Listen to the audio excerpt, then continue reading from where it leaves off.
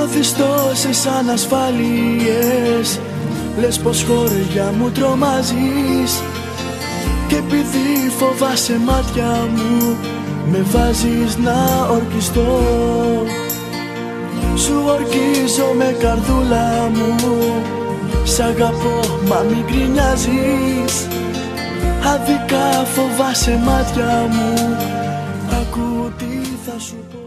Δε με φοβίζουνε οι τυφώνες, ούτε κι οι πιο παγωμένοι χειμώνες.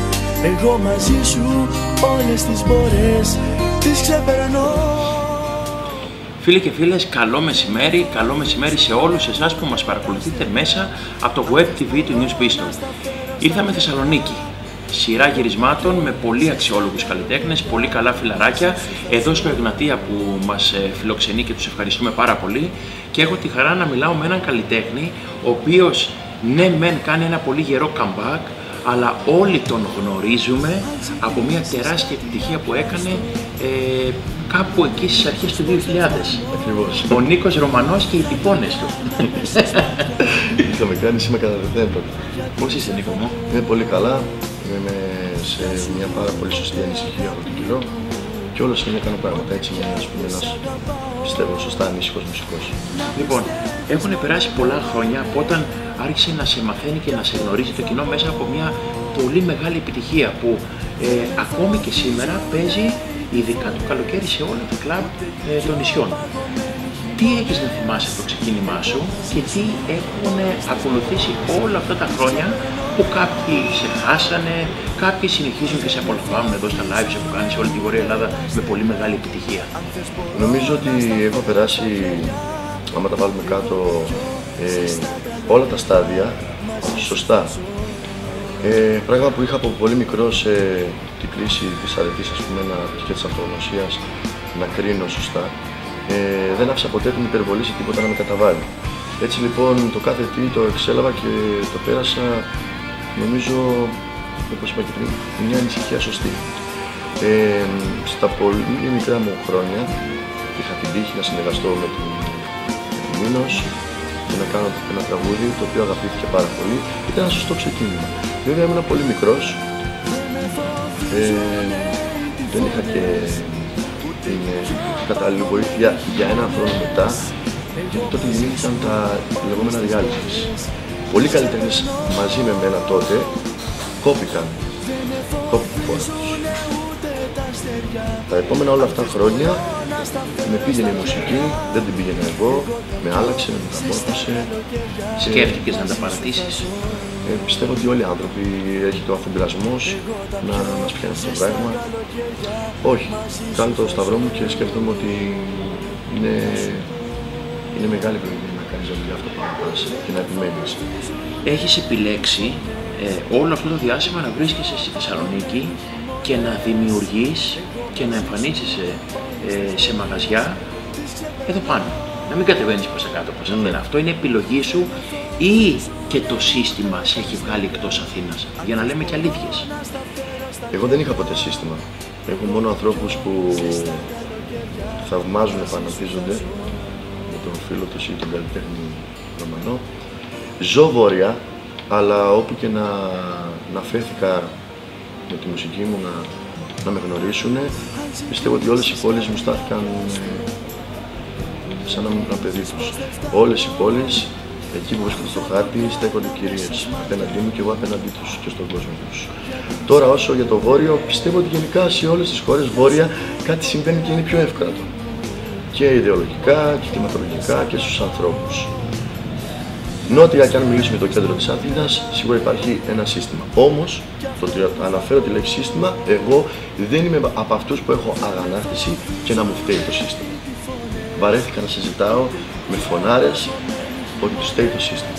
Είμαι πάρα πολύ καλά, είμαι πάρα πολύ ευτυχισμένος και μέχρι εδώ έχω σταθεί όρθιος. Τι ετοιμάζεις φέτος? Σε συναντάμε μέσα στον Οκτώβριο. Ξέρω ότι έχεις κάνει live και στη Γερμανία αρκετά, ετοιμάζεσαι τώρα να πας στη Βουλγαρία.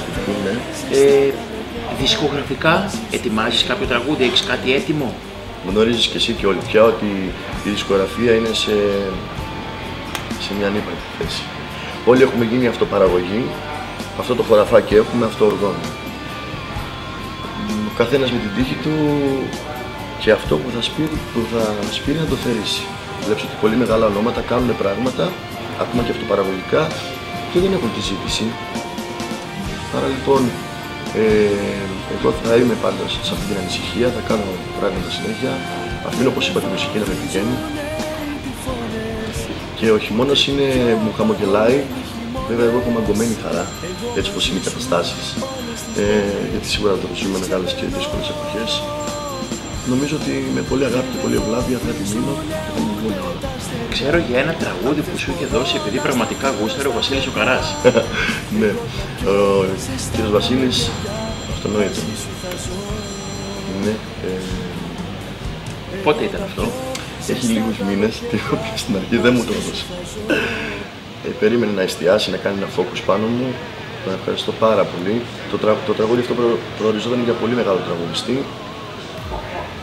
Για δικούς λόγους δεν το έδωσε ποτέ. Αν δεν κάνω λάθος, ήταν ο Πασχάλης ο Περζής. Ναι. Είδες που τα ξέρω καλά. Ναι. Και ένα βράδυ με παίρνει τηλέφωνο το συλλογιστικό του όργανο, το βιβλίο ο Κασιάρας και ο μάνατζερ του Γιάτας, και είπανε θέλω να το δώσετε σε εκείνο το αγόρι μου, το Μουστάκι. Δεν ήξερα καν το όνομά μου. Ναι, το κάναμε 2 version. Αν και έχει κάποιους μήνες, το τελευταίο καιρό ακούγεται. Γιατί είναι λαϊκό, αυτά τα ακούσματα πια, ξέρεις, τώρα ο κόσμος είναι πολύ πιο εύκολο. Εγώ γενικά είμαι ευγενικά διχασμένος να επιμένω και στο λαϊκό ρεπερτόριο. Πάω και εκεί που είναι το κλίμα, αλλά τρέχω μεγάλη αγάπη και επιμονή στο λαϊκό, γιατί το κομμάτι είναι λαϊκό. Είσαι άτομο που ασχολείται με τα social media, δηλαδή να μιλάς με κόσμο, να δείχνεις πράγματα από την καθημερινότητά σου με φωτογραφίες στο Facebook, στο Instagram, γιατί είναι μέρος της εικόνας πλέον ενός καλλιτέχνη και αυτό. Μ' αρέσει να ασχολούμαι με τον κόσμο μου, που ασχολείται μαζί μου και εγώ μαζί τους. Γι' αυτό είμαι πάρα πολύ ενεργός στο Facebook, προσωπικά. Δηλαδή, άσχετα από τους ανθρώπους που θαυμάζουν και θέλουν να επικοινωνήσουν με τη δουλειά μου, επικοινωνώ πολύ ιδιαίτερα και με τους άγνωστους γνωστούς DJ, τους στρατηγούς μου, να τους πούμε πως τα έξω μας βοηθάνε. Δεν είμαι φηρμομανής, δεν το κάνω δηλαδή με μια ιδέα εραστές με όλους. Δεν είναι αυτός. Είμαι αυτό. Κάποιος αποφασίζει να ξεκινήσει σήμερα να υλοποιήσει τον όνειρό του στον χώρο του τραγουδιού. Να το κάνει, μας ακούν και νέα παιδιά. Κάποιοι δεν σε γνωρίζουν και σε γνωρίζουν σήμερα. Που είναι ένα παιδί το οποίο έχει κάνει μία πορεία αυτά τα 15 χρόνια και θέλει να τους δώσει ένα μήνυμα. Το μήνυμά μου είναι ότι η καλύτερη δουλειά είναι να είσαι τραγουδιστής. Αλλά για τρίτη δουλειά. Όχι για να ζεις, Η καλύτερη μάλλον τρίτη δουλειά είναι να είσαι τραγουδιστής. Τι θες να σου έρχονται οι άνθρωποι που σε αγαπούν? Με τρομάζουν οι ευχές. Δηλαδή τρελαίνομαι ακόμα και στις γιορτές και στα γενέθλια. Οι ευχές με τρομάζουν. Με νοιάζουν, ας πούμε, οι σωστές χειραψίες και οι γερές χειραψίες, η σωστή επικοινωνία και ένα πάντα σωστό τάκτη με τους ανθρώπους. Φοβάμαι την υπερβολή. Νομίζω ότι η υπερβολή σε όλα τα επίπεδα, και στο έχεις ακούσει και η πολλή αγάπη σκοτώνει. Βέβαια. Αυτό ευτυχώς λοιπόν το είχα. Έχω προδοθεί ανάλογα με τις εμπειρίες μας. Ευτυχώς που πάρα πολύ μικρός κατάλαβα να έχω ένα σωστό τάκτ και από τότε όλα μου βγαίνουν πολύ πιο μαθηματικά. Γενικά η ζωή σου, για να ολοκληρώσουμε την κουβέντα μας, είχε πολλούς τυφώνες ή ήταν μία άπνοια? Όχι. Δεν νομίζω ότι... Και προσωπικά, όχι μόνο επαγγελματικά. Εντάξει, όπως όλοι οι άνθρωποι, έχω ζήσει και έντονα. Νομίζω ότι όλα έχουν να κάνουν με το πώς ξεκινάς τη ζωή σου. Το μόνο που έχω καταλάβει είναι ότι οι άνθρωποι, ό,τι και να είναι αυτό, επαγγελματικό, ερωτικό και τα σχετικά, είναι ότι πια τον άλλον δεν τον κάνεις delivery. Τον βρίσκεις σε αυτό το σημείο της ζωής του. Του τεστ. Κουβαλάμε όλοι κατάλοιπα. Άρα, το να γνωριστούμε, να γίνουμε φίλοι, να γίνουμε εραστές, να κάνουμε business, που η πιο ακριβή business είναι η φιλία, θέλει ένα σωστό tact για να πετύχει. Και το κατάλληλο timing. Ναι, επειδή όμως οι άνθρωποι είμαστε άπλιστοι και κτητικοί, το διαλύουν πολύ γρήγορα. Ευτυχώς αυτό λοιπόν που σου είπα απολύτως το έχω υιοθετήσει και μου βγει. Εγώ θέλω να σε ευχηθώ τα καλύτερα. Κι εγώ. Θέλω να σε ευχαριστήσω πάρα πολύ που μας δόθηκε σε αυτά τα 10 λεπτά να δώσουμε ένα ερέθισμα στον κόσμο, να έρθει ο Νίκος Ρωμανός πάλι στη λογική του και στην οτροπία του και στο άκουσμά του και να πούμε ότι σκίζεις σε ό,τι live κάνεις σε όλη την ακτίνα της Βόρειας Ελλάδος και είναι πάρα πολύ σημαντικό και σου εύχομαι... Τώρα ξεκινάμε και νότια. Και νότια. Ναι, ξεκίνησε. Αυτό. Σε περιμένουμε και Αθήνα. Σύντομα. Σου εύχομαι τα καλύτερα, καλή επιτυχία στο νέο κομμάτι που θα έρθει. Να είστε και εσείς όλοι καλά. Σας ευχαριστώ πάρα πολύ για την διάθεσή σας.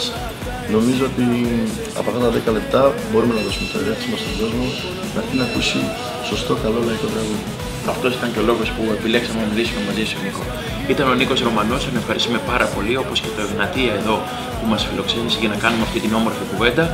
Ελπίζω να ευχαριστηθήκατε με το υλικό που είδατε, με τα τραγούδια, με τον τυφώνα που ξαναθυμηθήκαμε μέσα από την κουβέντα μας αυτή. Ανανεώνουμε το ραντεβού μας για την επόμενη εβδομάδα εδώ στο Web TV του News Pistol. Για όλα αυτά εσύ τα φταίς και είναι ο πόνος μου μεγάλος.